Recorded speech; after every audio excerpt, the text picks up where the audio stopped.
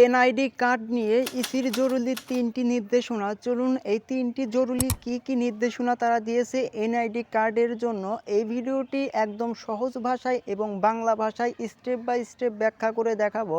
চলুন বেশি দেরি না করে ভিডিওটির মূল টপিকে যাওয়া যাক।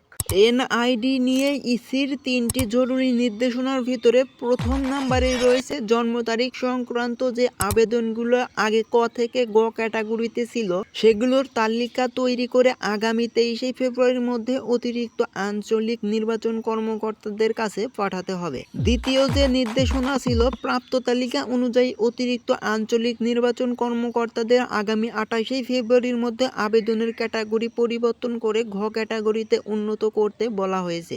তৃতীয় নির্দেশনায় তারা স্পষ্টভাবে বলেছে আর জমে থাকা অনিপূর্ণ আবেদনগুলো দ্রুত নিষ্পত্তি দেওয়ার কথা বলা হয়েছে। তৃতীয় নির্দেশনায় ইসির জরুরি ৩টি নির্দেশনা আপনাদের সামনে শেয়ার করলাম। ভিডিওটি আপনার ফ্রেন্ডদের কাছে শেয়ার করে দিবেন, তারা যেন খুব সহজেই জানতে পারে।